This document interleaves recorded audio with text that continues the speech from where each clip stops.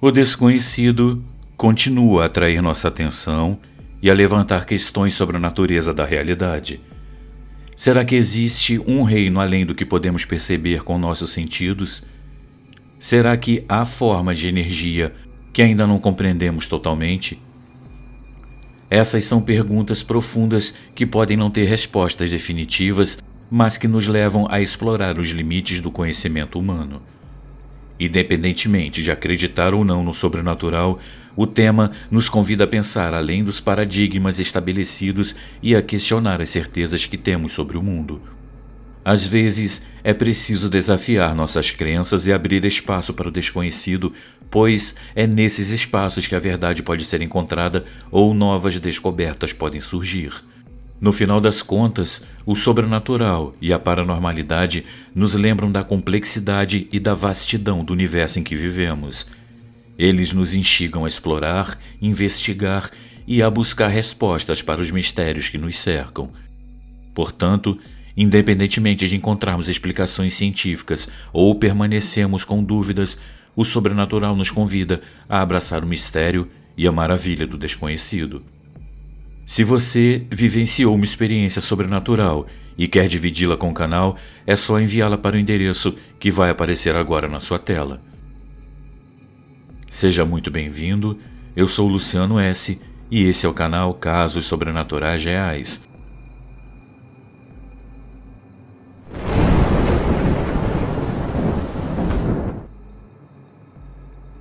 A menina na janela.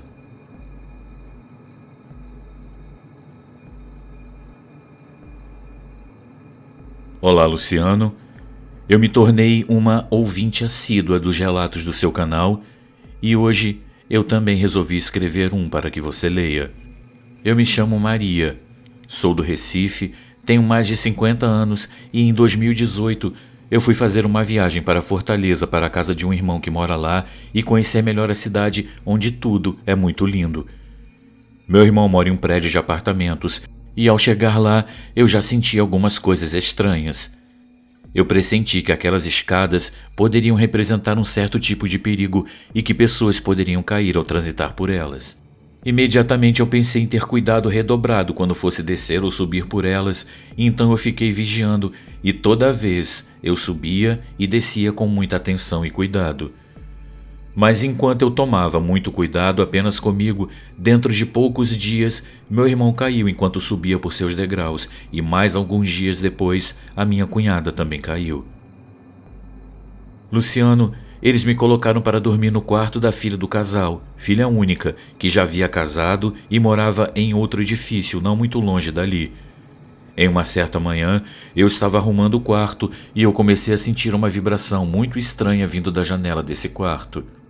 Então eu pensei que pudesse ser algo relacionado a algum roubo ou invasão, ou alguém que pudesse entrar para nos fazer algum mal. Então eu comecei a orar imediatamente e pedi a Deus para tomar a frente da situação. Fui lá, abri a janela e fiquei observando, pois ela ficava no primeiro andar e não tinha grades. Então passaram-se uns 2 dias. Eu costumo dormir bem tarde, mas já era quase 1h da madrugada e nada do sono chegar. Eu fiquei deitada procurando relaxar, mas de repente algo aconteceu. Eu senti que alguém pulou da janela para as minhas costas e montou em cima de mim, pois eu estava emborcada na cama. Eu percebi na hora se tratar do espírito de uma menina. Luciano, eu lutei demais para ela sair das minhas costas. Eu estava em pânico e foi a sensação mais terrível que eu já havia sentido na vida. Eu já estava ficando sem forças, até que por volta das 4 da manhã, ela deu um pulo e passou pela brecha da porta que dava para a varanda do quarto e sumiu da mesma forma que havia entrado. Misericórdia, meus amigos, eu não desejo isso para ninguém. Eu sofri demais e até hoje eu não sei o que aquele espírito queria e nem o porquê dele ter feito aquilo. Meu irmão, nessa mesma noite, contou que ouviu passos no corredor e que quando ele foi até a sala para ver, ele viu várias pessoas caminhando pelo corredor do prédio pela fresta da porta do apartamento, mas, examinando as câmeras de segurança, ele constatou que não havia ninguém. Em um outro dia, nós fomos ao prédio onde mora minha sobrinha e assim que chegamos na portaria, eu fiquei parada lá observando a entrada que era muito bonita e eu fiquei um tempo ali tirando algumas fotos, pois eu achei tudo muito lindo. 2 dias depois eu voltei para minha cidade e mais alguns dias eu soube que a minha sobrinha caiu naquela mesma entrada que eu havia tirado as fotos. Ela machucou bastante o braço a ponto de precisar ir ao hospital para fazer curativo.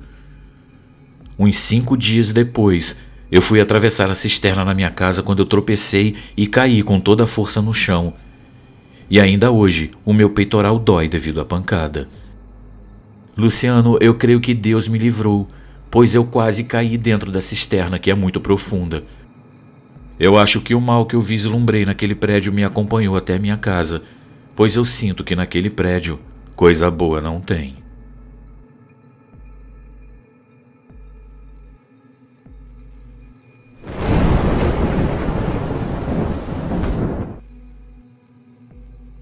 Obsessão na vida e na morte.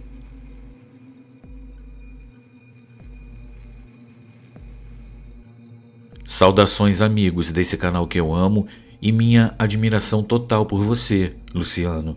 Eu não perco um relato, pois eles têm me ajudado a entender minhas próprias experiências na vida e me deu coragem para contar essa história que hoje eu venho compartilhar com todos. Luciano, eu não gostaria que meu nome fosse revelado.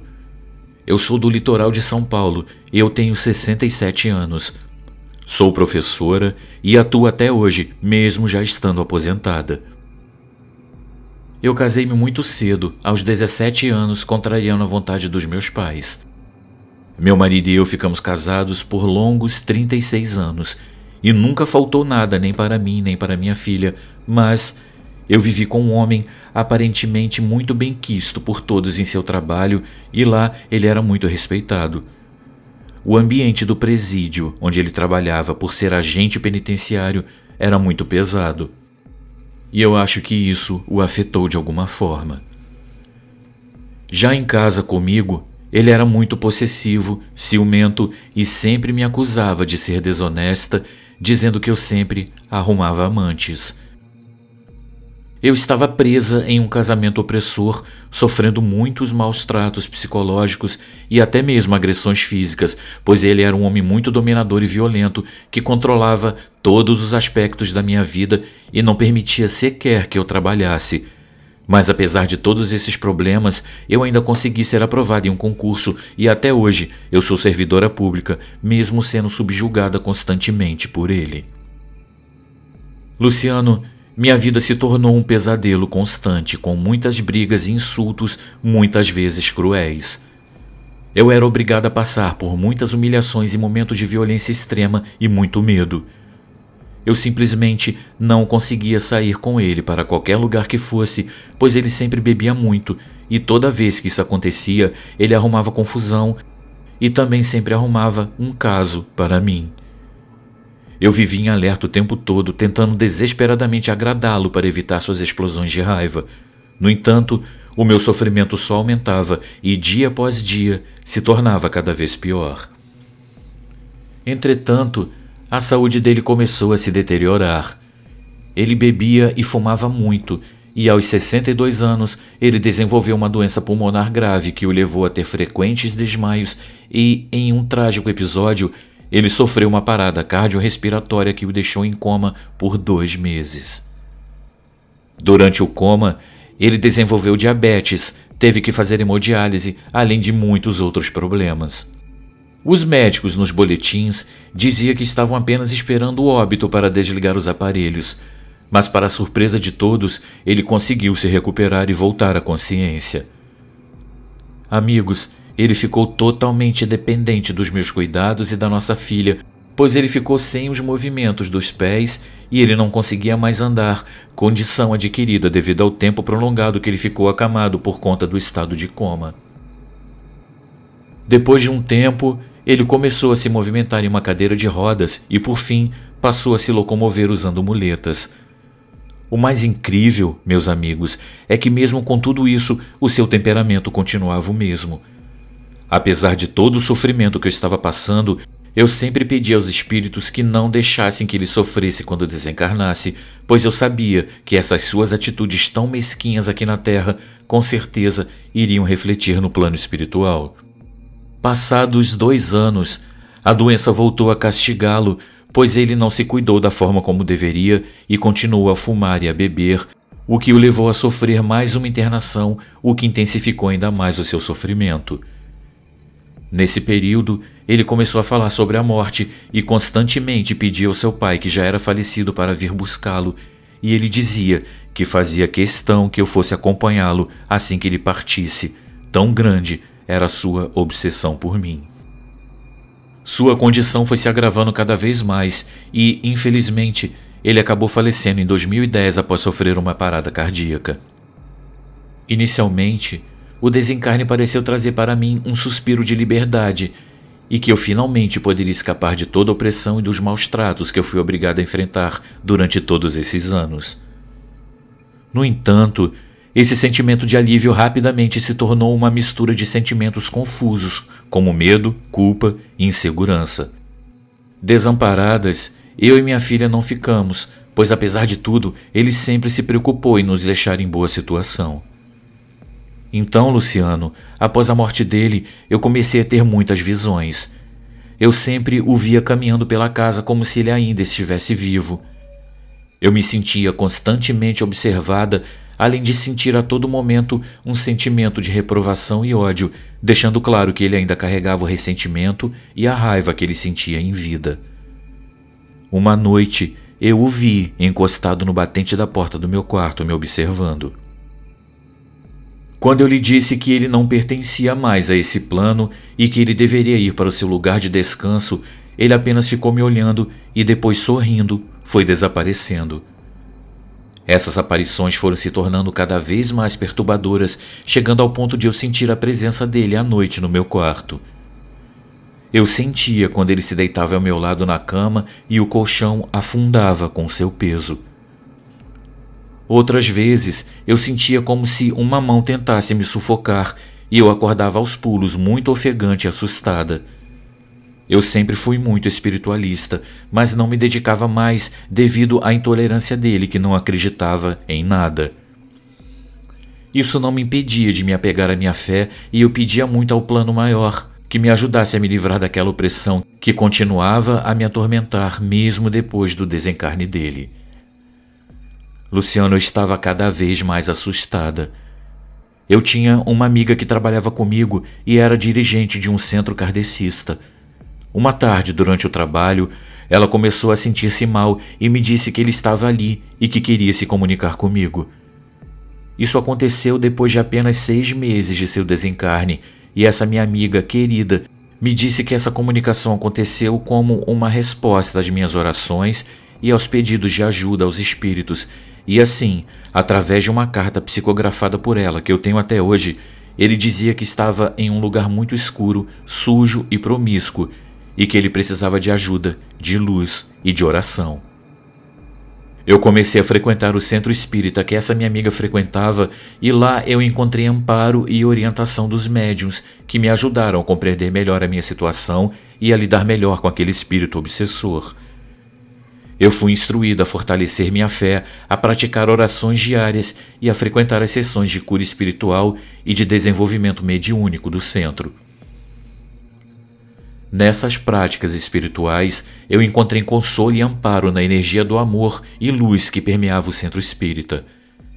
Eu aprendi a me proteger energeticamente e a enviar o meu amor e o meu perdão ao espírito dele, ajudando-o a encontrar o caminho da evolução e do entendimento. Então, com o tempo, as aparições noturnas e os episódios de sufocamento foram diminuindo gradualmente.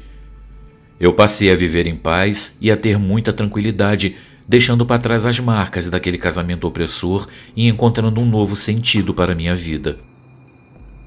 Mesmo assim, em alguns momentos eu ainda me sentia muito insegura, mas o tempo, que é o melhor remédio para todos os males, me fez ir melhorando gradualmente. Luciano, essa experiência me mostrou a importância de buscar auxílio espiritual e fortalecer a fé diante das adversidades e tornou-se um testemunho do poder da oração e do amor para superar os momentos mais difíceis e encontrar a cura espiritual. Eu espero sinceramente que a minha história inspire muitas outras pessoas que enfrentam situações semelhantes, encorajando-as a buscar ajuda, a acreditar em sua própria força interior e a encontrar a liberdade e a felicidade que elas tanto merecem. Agradeço a todos por me ouvirem e a Deus por me dar a oportunidade de viver a minha vida em paz. Desejo muito sucesso a esse canal que me deu a coragem necessária para contar a minha história. Um grande abraço a todos e fiquem com Deus.